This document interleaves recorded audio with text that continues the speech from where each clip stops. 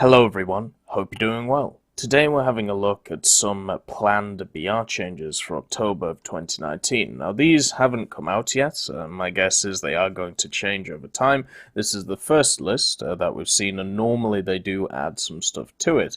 The list itself seems a little bit bare bones, definitely focuses a lot more on the lower end of stuff, and obviously with a bunch of Chinese vehicles being added, and also a bunch of stuff probably being played during the event, which is a lot more lower tier, in the Operation Shipyard event. This is probably why we're seeing some of these BR changes. So we're going to have a look at the air realistic part, the ground realistic part, and then the fleet arcade, because those are at least the main game modes that I personally play. If you want to see, the aviation arcade or ground arcade, you'll have to find it in a separate video. So let's get started. The first one is the CW21. It's going from 1.7 to 2.0. Now, if you ask pretty much anyone, I think they would agree that the CW21 is easily the best rank 1 vehicle when it comes to China. It is an incredible vehicle with a great top speed, really good rate of climb, 18.2 meters per second. That beats out a lot of rank 4 aircraft when it comes to the game. A decent turn rate and also a really good set of munitions. 212-7s and 277s will rip apart anything at 1.7 or 2.0, and so it is obvious to me why it's going up. It's just incredibly good because of this Wright R1820 engine. The only really downside that this plane has is when it faces biplanes it gets outturned, and also it doesn't have any protection, so once it gets hit hard. But just like the HE100, which has very similar disadvantages, it's very easy to not get in those positions because, well, you just don't get shot at. And I know that sounds incredibly simple, but when you have an insane rate of climb, if you go up against somebody who turns better than you, you can just loop over them, and if you don't, then you can just outturn them. This thing can easily deal with anything that is at its BR. The only thing that it struggles against is the supreme meta vehicles, as I talked about the HE100. So seeing it go up in BR, no surprise to me. I think it will actually go up in BR again, or at least I would hope it would go up in BR again, and what I would actually do is swap these two vehicles around just because of their usefulness. We'll get into that in a little bit. The next one is the B-18 Bolo, and I'm going to couple this with the Martin 139 at WC, because the Martin is right here, and it's very similar to the B-18, the B-10B, sorry. Wait, oh no, sorry, we'll talk about the B-18 first. So the B-18 Bolo, which is the B-18A that you see here, it is a rank 1, I suppose you'd class it as medium bomber in the American tree. It has really bad protection when it comes to its guns. It has one in the front here that you can see, which has a nice little downward motion. The other one is here in the top in an interesting turret, which definitely doesn't have the best, I suppose you'd call it the best arc of fire, and then you have another one which points down. So the only really useful gun in this situation to actually defend yourself with is this top gunner, and because of how big the rudder is of this machine, you can see it's very easy just to sit here behind the plane and just rat-a-tat it and annihilate it and just take it out. It's an incredibly slow bomber. It doesn't have any armor on it. It's very easy to make it unbalanced by just hitting an engine, and the bomb loads themselves are still pretty good. Two 1,000 pounders or a two 2,000 pounder or four 500s, that's very respectable for a rank 1 bomber. But I will just point out over and over and over again that the Farman is at 1.3 with 52 50-kilo bombs. So any ideas of, oh, well, the bomb load is too large to be moved down in BR, then the Farman, and look, here's the NC223.3, it's also got 52 50 kilos. This machine needs to go up before any of those arguments can even be heard. Once that goes up, I'll start entertaining, the fact that machines like this, they shouldn't go down in BR because they have these quite large bomb loads. Also, the actual armored targets belts for the turrets is not very nice on this thing, so I can see why it's going down. to 1.3. It does mean, though, that we're just going to be in a situation. Are the PBYs going down? No.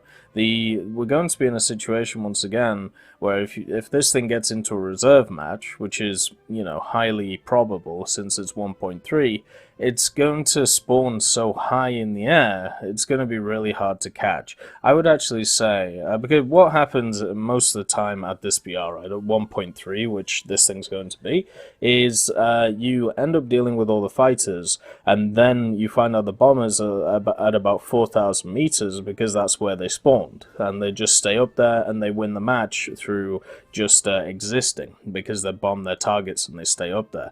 I would actually advocate for I'm fine with these machines going down in BR, and if we want to put them down, also bring down their bombing, the spawn that they have. Bring it down to about 2,000 meters, which is still significant enough to be able to get to the bases or get to wherever you're bombing, and then, you know, it'll be fine. But right now, with this going down in BR, with the spawn that it gets, just like something like an ME-264, it means that it can just stay up there and do nothing after dropping its bombs. The next two sets of vehicles are the B-10B and the Martin 139. The reason why I'm doing these together is because they're pretty much exactly the same. The only difference is the bomb load difference. Everything else is similar. So you can see here, this is the Martin 139WC in the Chinese tech tree, and then you got the B-10B, which is premium for the Americans. So this going down to 1.3, the B-10B, it's another one of these with a decent bomb load, you know, 2,000 pounds, or,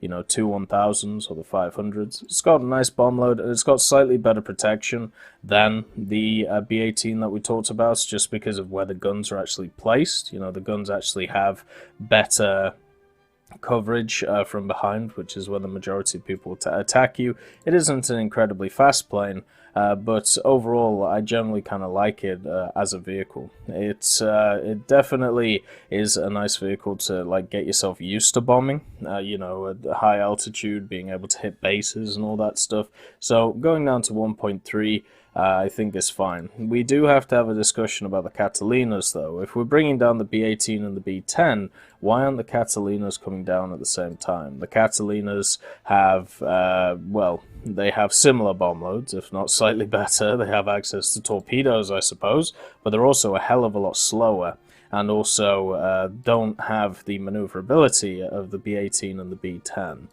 So I don't mind these going down, because as I said, the protection they have is not great. The only problem is the altitude advantage they get at the start of the battle. I think that will have to be looked at when, you know, if they get into a lot of 1.0 matches. The P-66 is going up, which is kind of surprising to me. So the P-66 is going up to 2.3. This is this aircraft here, and the only advantage that the P-66 has over the CW21 is that the P-66 has more guns, and it has some extra 7.62s, and it also has a little bit of armor. So it's a bit more survivable than the CW, but I would rather take the maneuverability of the CW and the speed of the CW over the armor of the P-66. So it has 50 rounds extra of 12.7mm ammunition. It also has 2 extra 7.62 guns in the wings. I use this in ground forces as a pseudo ground attacker, and the reason to do that is because the 12.7s actually pen up to 26mm. So what you can do at 2.0 is you can come down on a lot of vehicles and pen them through the top. You can even pen stuff like Panzer IVs through the top and actually kill people in the turret and stuff. So that's the way that I ground this thing out. The main thing I mean, the only reason I can think of why this is going up is because of its usefulness in that. In air realistic, the CW is just better in every way. That's why I advocate swapping around these two vehicles. I think that the CW should actually go above the P66. I would put this at 2.3 personally, and I would stick this at 2.0, and I would swap them around. just because of the the overall usefulness of the CW with its maneuverability and its speed and its insane dive that it has. The HE112A-0 is going down to 1.3. Now, which one is this actually? Because there's many of them. Oh, it's this one. Okay, so it's the version which has the cannon on it. So it has 120mm. It's a low velocity cannon with only 100 rounds. The HE112s in game do actually kind of feel really nice to fly. They do have decently good aerodynamics. This one really struggles with the fact that it only has 120mm, and as you can see, only 100 rounds. 325 rounds per minute as well is a very low fire rate for a vehicle like this, so for me, I can understand it going down to 1.3. It pretty much only faces biplanes anyway, and it just takes it out of the 2.7 range, because you got to remember, if you have a look at Germany, the quite popular BRs, you've got the C202 2.3, the HE100 at 2.0, and then you start getting into stuff like the E1 at 2.3. If you can get this vehicle down in BR so it doesn't get dragged up as much into 2.0 and 2.3, I think that's good for it. Whereas a B-0 is fine at it because it has really good armament on it. The A-0 just doesn't. With only 120mm, yes, it'll be great against biplanes, but you're limited in ammunition that you have, and also you're very much limited in other factors, such as you'll get outturned by them and you'll be mauled. So yeah, I think it going down is fine. Now you have an option between, do you want to take a 20mm or two 7.92s with more ammunition, and that's a good choice to have. So yeah, I like that change actually. The P40C and the H81A2, so these are the new Chinese P40s. No, they're not. They're not at all. So the P40C is the premium one, right? The gift vehicle that was given out for the Americans. Yeah, the P40C right here. So this vehicle is going down in BR. I don't know why.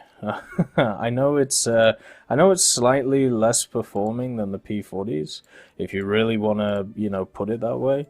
If you compare it to the two that are in the standard tech tree, yeah, I suppose it's slightly worse, but we're talking about incredibly slight differences here. It still has the major characteristics, decent at mid to low altitude compared to the F. High altitude, it struggles a little bit more. And that's not because it is bad at high altitude, it's just what it comes up against at high altitudes, As we talked about before, HE100s, BF109s, very good high altitude planes, plus all the Italian stuff running around. 212-7s and 4 7.62s, incredibly good as well. A little bit of armor protection to keep you alive. I don't know why this is going down in BR to 2.3. I thought all of these were kind of fine at 2.7. They seem to, even though they're all slightly different. Here's the H81A2. You can see that this is the same as a P40C. It's a direct copy of it in the Chinese tree, which is why it's why they're both getting put down to 2.3 at the same time. But the way I saw it is there was a reason to play all of these different sets of P40s. You play the P40C and the H81 to get that nice premium bonus, even though you have a slight less ability at certain altitudes. You play the P40E if you want the high altitude performance, and you play the P40F if you want the mid altitude performance. So there was a little bit of give and take with all of them, and now with these going down, then I think you put it in favor of the H81 and the P40C. Instead of the P40E and P40F. Maybe this means that the E and F get moved down too, but until that is the case, I don't know, I feel a little bit uneasy with the decision. I think they're perfectly fine aircraft in their own rights. They do have a few problems, mainly down to their turn time and the weight that seems to be associated with the vehicle, and very similar to how the P51s, you get like one good turn or two good turns, then you start getting outturned. Which is incredibly annoying, but then you just have to change your playstyle, and you'll be able to fix that. So seeing those go down in BR, I don't necessarily agree with that. The next vehicle is the P51K. This is the P51K just is all over the place to me. So during the Operation Shipyard event, I basically used the V25, Mosquito, and the IL-10 to be able to grind out some of these planes. So I haven't played the D20 yet in the Chinese tech tree. I have spaded pretty much all the P51s, as you can see. So the D5, the D30, and the F82, of course. I don't think I'm nearly there. Yeah, I'm just a few modifications. So I've played to death these two. I'm pretty sure the Mustang is actually my highest kill vehicle. Yeah, you can see here.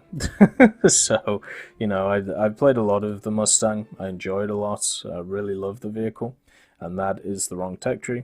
So seeing the P51K go up in BR, I don't understand why. At least from my readings, the only difference between a P51K and a P51D that we have is the propeller. Everything else should be exactly the same.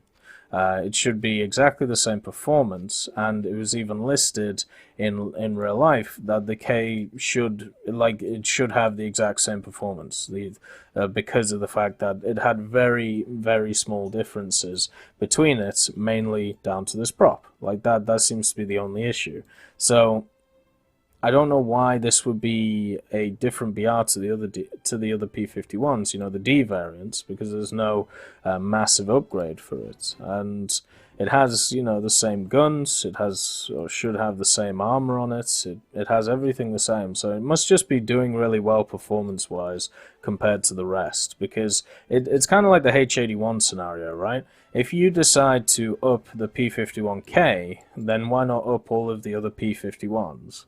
Because apart from the H, because they all have very similar, they all have very similar flight characteristics to them.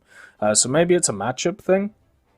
You know, because I know the Chinese get matched up a lot with the Soviets against the Japanese, or you know, they get into mixed battles. So maybe it's a matchup thing where this is happening. But this one just seems a bit odd to me, just like the P41. The I-185 M71 going down to 4.7. I-185, when it first came out, the I-185 was a true monster.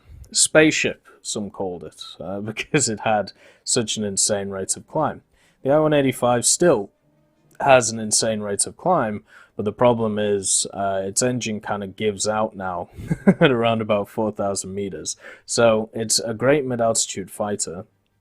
It got an FM change maybe a year or two ago, which pretty much made it very wobbly, meaning that the rudder and the tail, whenever you tried to do a hard turn, it would either get stuck, and it was as if your pilot had just, you know, he couldn't move the stick anymore, or it would become incredibly floppy. It was as if the instructor was completely screwing with this vehicle constantly, and it was incredibly annoying. And it still does it to this day. It still struggles in a dive because of that, because it locks up, you know, the tail. But it's still a good vehicle. So to see it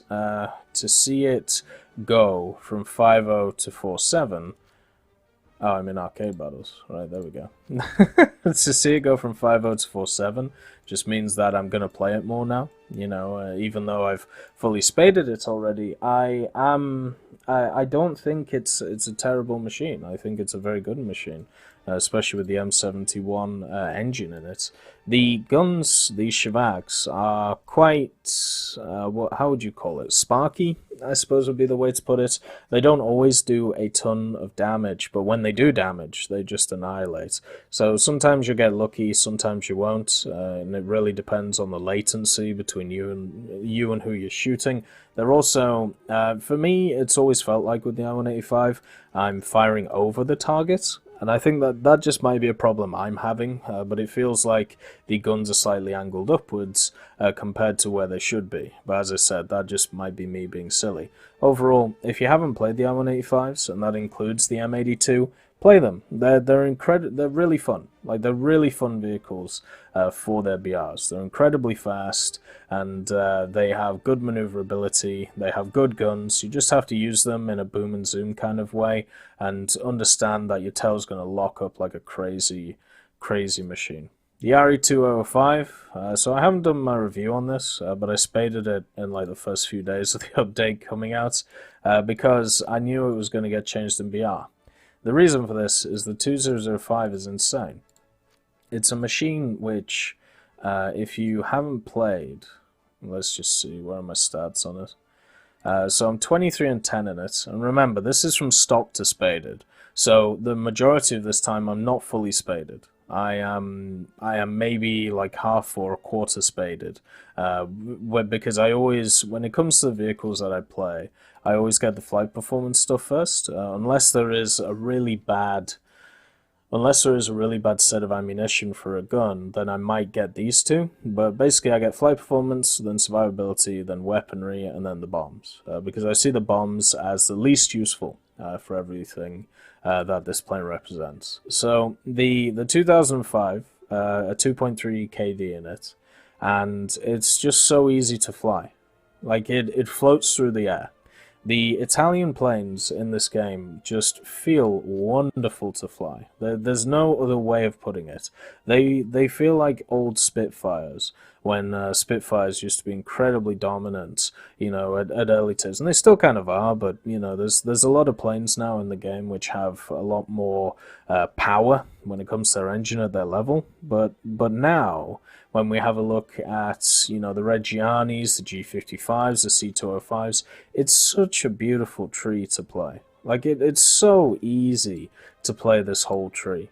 Like it's just such a really nice experience, just going through this whole tree and playing all of these wonderful vehicles, and just going through them and just having a nice time and just trying them out. And the only one which I would say isn't fun, is the P108A, which has obviously issues. But seeing this go up to 5.3, it's not surprising. It came out with a crazy repair cost, nowhere near the repair cost of the G56, but it's still a really high repair cost, and it didn't stop people, playing it. Technically, I spaded this without having to pay the repair cost, right? So only 10 deaths, you get 10 free repairs, and I already was up, positive, if we want to look at it like that. I was up 375,000 silver lions. So I would have had to die like about 25 times before losing that amount of money without doing anything in the game. So yeah, it's a crazy amount. Seeing this going up, no surprise. Got really good guns as well. On top of everything, 3 MG151s is nothing to sniff at. So yeah, I understand why this thing is going up. I will do a full review on it at some point, but just not right now. I'd just like to thank Ambrosius McClellan, B. Young, Blackie, Daniel Stanton, John Ryman, Joseph Anders, Martinez, Mopar 1969, Moxie, Super Cacti, Uyans Terry, and Elove Goats, and of course Seductive Trash Can for supporting the channel.